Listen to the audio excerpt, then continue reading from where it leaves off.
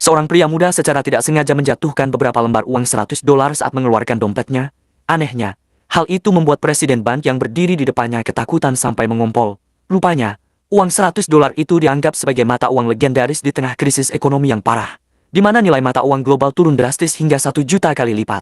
Sebuah villa di pusat kota kini hanya seharga 1 sen per meter persegi, dan mobil mewah edisi terbatas dijual seharga 5 yuan saja. Namun, hanya aset milik pemuda itu yang tidak terkena dampak devaluasi. Karena itu, dia menjadi orang terkaya di kota Yunhai dalam semalam. Sementara itu, pria lain yang tidak tahu bahwa pemuda ini super kaya dikhianati pacarnya dan bahkan diusir oleh satpam. Saat terpuruk, seorang wanita cantik muncul dan memberinya 1 yuan untuk pengobatan. Tapi pemuda itu menolaknya, menganggap 1 yuan terlalu kecil. Saat itu muncul seorang pria dari kalangan kaya generasi kedua yang mencoba membawa pergi wanita itu dengan paksa. Dia mengancam, jika si wanita tidak menemaninya semalam, dia tidak akan mendapat 100 yuan yang dijanjikan.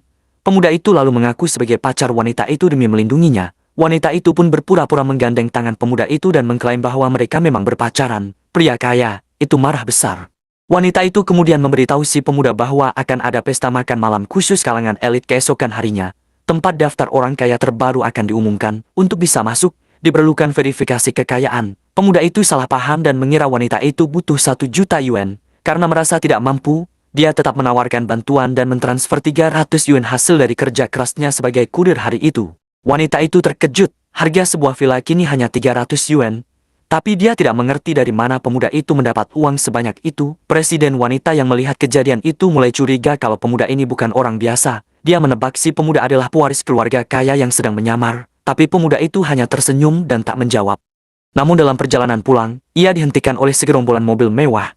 Ternyata bank mendeteksi bahwa pria itu baru saja melakukan transaksi besar lebih dari 300 yuan, jadi bukan 3 juta untuk datang dan memeriksa identitas pria itu seharga 300 yuan. Apakah perlu begitu bersalah? Maaf, Tuan Lin, ini adalah aturan saya. Mohon pengertiannya, tolong tunjukkan juga ID Anda. Tetapi pria itu baru saja akan mengeluarkan ID-nya. Hanya secara tidak sengaja menunjukkan beberapa lembar uang $100 membuat presiden bank di depannya kencing di celana.